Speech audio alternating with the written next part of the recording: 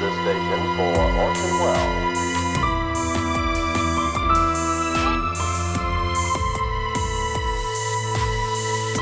Orson Welles speaking. I've got a spy story for you today, a word from Washington, and some true confessions about the Martian broadcast. I'll get to that in just a minute.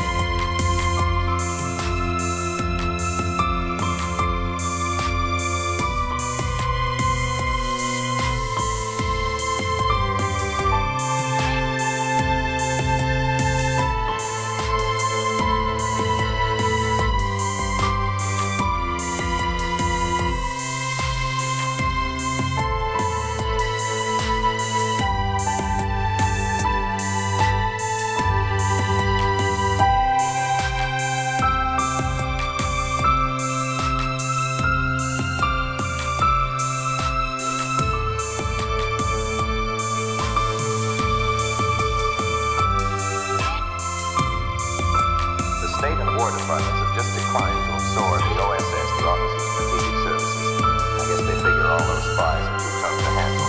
A high source in Washington told me this morning that an executive order will shortly set up the Cloak and Dagger outfit as a new independent agency. Here's a story we couldn't tell until now. It's a swell plot for the movies, but you can take it to where I'm giving it to you. It's perfectly true. Soon after we ended the war, an OSS agent infiltrated into Nazi controlled France. To keep his the most secret of all missions, he was in contact with only one OSS man in the United States. If he was captured, tortured, he'd then be able to reveal nothing about OSS save the name of his one Washington contact. For a year, he sent out invaluable information, receiving periodic instructions from his Washington contact, but suddenly he received no more secret orders, no more crypt receipts. After a time concluding his mission was over, he slipped out of France at some peril, made his way back to Washington, reported to OSS, but in the wondrous ways of bureaucracy, his one contact had been fired months before. When the agent from France claimed to be an OSS man, no one knew him or anything about it. He was promptly clapped into jail, suspected of being a Nazi agent. Until many weeks elapsed, was he able to escape shooting as a Nazi spy by tracing down his one-time contact to prove he was really one of the most valuable of our Cloak and Dagger boys. Well, Russia takes a place this week at the Far Eastern Advisory Commission meeting in the nation's capital. According to unimpeachable State Department sources, it was the Russians who initiated the new discussions which have led to a joining the Japanese talks. I don't think we need any better proof that Joe Stalin wants to get along with us. Word seeping back from the White House has finally begun to penetrate the closed doors and is finally reaching the ears of the tired, worried occupant of that hardback swivel chair, that famous chair in the chief executive's oval study. Inside the now gleaming, freshly painted presidential offices, there's a cold awareness of the fact that if the United States wants war with Russia, it will make that war all by itself. Russia deposits a formal entry into the United Nations with the State Department. At that same moment, the World Organization springs to life. The seed carefully nurtured under an older, greater president, planted and tenderly, very tenderly cared for on California's jutting San Francisco shale, becomes the world's first faint hope of future peace. The Korleder, the State Department of London's Foreign Office in Whitehall have been buzzing with reports that Russia would vote the new organization before it was set up. But Russia proves now that she's willing to meet us halfway toward world peace, in an organization inside of which she is certain to be badly outvoted.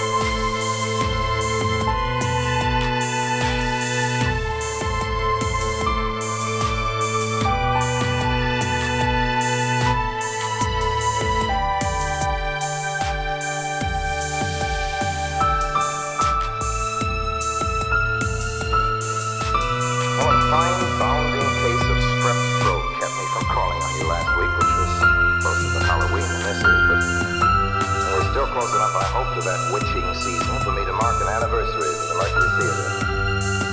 It was on Halloween Eve many a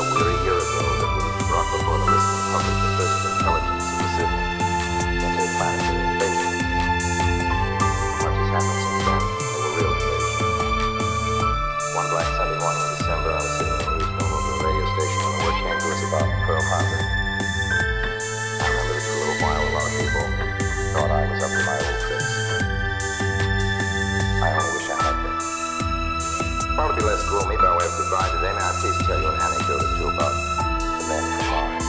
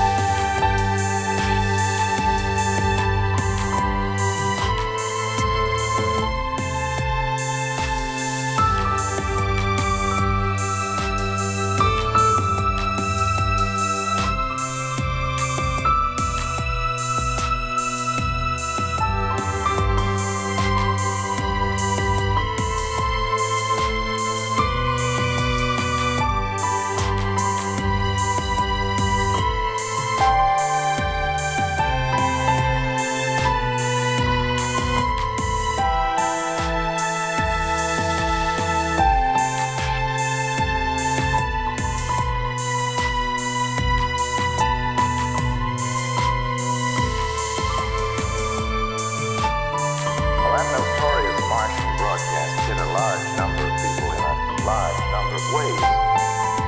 There was, among other things, a strong revival of religious sentiment, I understand. The churches were well filled to the whole of that hectic night. My beloved friend Jack Barrymore was taken in by his own account when we flashed the word that the men from Mars had taken Princeton and were on their way up Fifth Avenue.